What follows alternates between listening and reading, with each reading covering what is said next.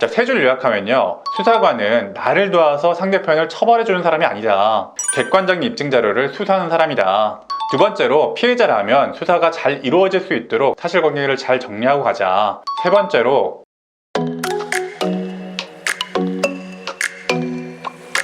네, 안녕하세요. 실전 법률 알려드리는 현변이고요. 요즘에 경찰서를 정말 많이 다니고 있는데요. 거의 매일 가는 것 같아요, 요즘 경찰서를. 그렇게 경찰서에 가서 저희 의뢰인분들과 수사 입회를 좀 하기도 하지만, 그 주변에서 조사를 받고 계신 분들 얘기 들어보면은 피해자로서 고소를 하시는 분들도 있을 거고, 피의자로서 조사를 받는 분들도 있을 텐데, 특히 고소인 분들, 수사관 분들이 이렇게 얘기를 계속 하신 경우가 있어요. 그렇게 자꾸 얘기하시면 제가 수사를 못 도와드린다. 사실관계를 정확하게 얘기하셔야지 자꾸 그런 식으로 얘기하시면은 수사 힘들어진다, 못한다, 이렇게 계속 설득을 하는 그런 경우를 심심치 않게 봐요. 피의자 입장에서는 경찰관, 담당 형사가 나를 도와주는 사람이라고 생각할 수가 있는데, 사실은 이 수사관은 수사를 하는 사람이에요. 양 당사자의 입장을 좀 정리하고 입증 자료를 정리해봤을 때 죄가 있는지 없는지를 수사를 하는 사람인 거예요. 물론 나중에 평가는 검사나 판사가 하겠지만, 담당 형사의 입장에서도 양쪽 당사자의 입장을 모두 다 들어봐야 되고, 합리적인 의심이 없을 정도로 입증 자료를 모아줄 수 있을 것인가를 수사를 하는 사람인 거예요. 그렇기 때문에 단순히 경찰서에 가서 내가 피해자 사실을 호소하게 되면은 모든 것을 경찰관이 알아서 해주겠지 라고 생각하신 것은 굉장히 오산이죠. 사실은 담당 형사분들은 일반적인 경찰관 분들보다는 좀 더 수사에 치중되어 있고 맡고 계신 수사권들이 굉장히 많이 있어요.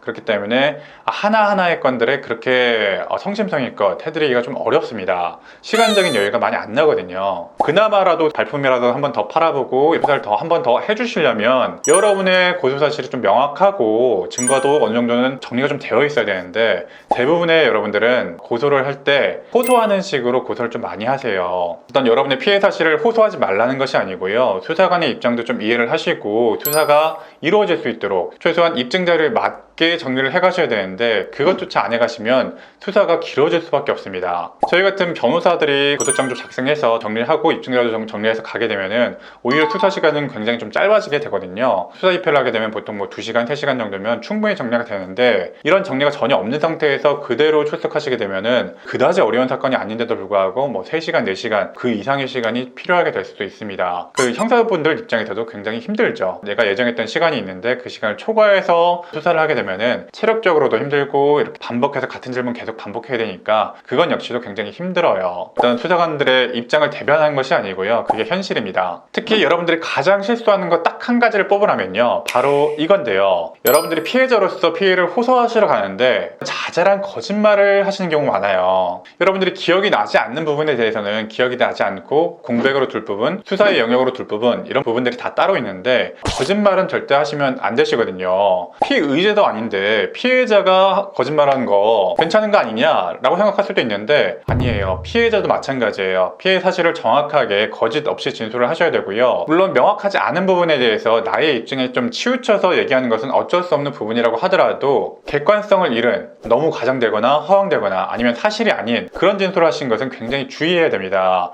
그런 자잘한 거짓말 하나가 수사관의 심증을 약하게 하고 흐리게 하고 수사 의지가 약해지게 만드는 요인이 되기도 합니다. 정말 나중에 최종적으로 어떤 대질신문을 하거나 송치 여부를 결정해야 되는 그런 순간이 왔을 때 여러분들의 사소한 거짓말 하나가, 어떤 태도 하나가 결정적인 역할을 하게 되기도 하는 거예요. 가능하면은 여러분의 입장에서 진술을 하실 때 객관적 사실에 반하지 않도록, 특히 수사관이 거짓말이라고 느끼지 않도록 주의하시면서 진술을 하셔야 됩니다. 정말 위험한 것은 내가 거짓말쟁이로 비춰지는 거거든요. 거짓말쟁이로 비춰지게 되면은 나의 피해 사실을 호소하는 것이 아무 의미가 없어지게 돼요. 내가 정말 억울한 상황이라도 상대편을 처벌할 수 없는 상황이 발생할 수도 있습니다. 자, 세 줄 요약하면요, 수사관은 나를 도와서 상대편을 처벌해주는 사람이 아니다. 객관적인 입증 자료를 수사하는 사람이다. 두 번째로, 피해자라면 수사가 잘 이루어질 수 있도록 사실관계를 잘 정리하고 가자. 세 번째로, 거짓말은 절대 하면 안 된다. 내가 거짓말을 하는 사람이라는 인상을 주게 되면은 수사관의 심증이고 어떤 수사 의지고 다 꺾여버리게 되니까